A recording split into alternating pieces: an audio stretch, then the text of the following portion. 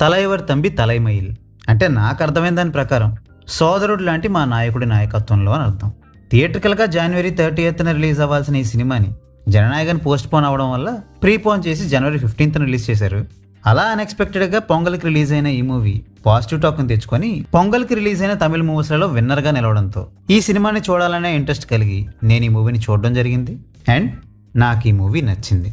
మొదట్లో ఈ cinema posters గట్రా చూసి ఇదొక typical Tamil rural mass masala cinema ఉంటుందేమో అనుకున్నా. బట్ నేను అనుకున్న దానికి కంప్లీట్ కాంట్రాస్ట్గా ఉంది ఈ మూవీ. జనరల్గా మలయాళం మూవీస్లలో ఒక రియలిస్టిక్ సిచ్యువేషన్ని తీసుకొని దాని చుట్టూ ఒక ఎంటర్టైనింగ్ డ్రామాని క్రియేట్ చేసి ఒక సింప్లిస్టిక్ క్లైమాక్స్తో మూవీని ఎండ్ చేస్తూ ఉంటారు కదా. యాజ్ ఇట్ ఈస్గా అదే ఫార్మాట్లో ఈ మూవీ కూడా సాగుతుంది. పేరుకు తమిళ సినిమానే అయినా యాక్టర్స్ కూడా తమిళియన్స్ అయినా మూవీని చూస్తున్నంతసేపు ఒక ప్రాపర్ మలయాళం మూవీనే చూస్తున్న ఫీలింగ్ కలిగింది. దానికి రీజన్ ఏమై ఉంటుందా అని వికీపీడియా చెక్ చేస్తే తెలిసింది. ఈ మూవీని డైరెక్ట్ చేసింది, మ్యూజిక్ కంపోజ్ చేసింది అండ్ ఈ మూవీకి పనిచేసిన కొంతమంది టెక్నీషియన్స్ మలయాళం ఇండస్ట్రీకి చెందిన వాళ్ళని.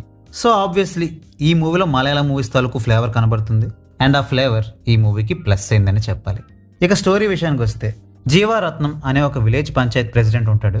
ఆ ఊరి వాళ్ళకి చేదోడు వాదోడుగా ఉంటూ ఊరి సమస్యల్ని తన సమస్యగా భావించి వాటిని పరిష్కరిస్తూ ఉంటాడు.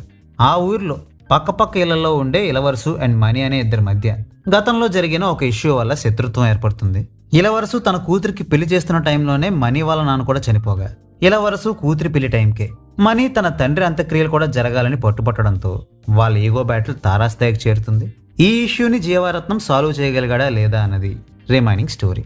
ఈ మూవీలో నాకు బాగా నచ్చిన విషయం ఏంటంటే కథకి సంబంధం లేని ఫ్లఫ్ని, కమర్షియల్ ఎలిమెంట్స్ని ఇరికించే ప్రయత్నాలు చేయకుండా కథకి కట్టుబడి దాని మీదనే ఫోకస్ చేయడం, సిచ్యువేషన్స్ని బేస్ చేసుకుని ఎంటర్టైన్మెంట్ని జనరేట్ చేసే ప్రయత్నం చేయడం.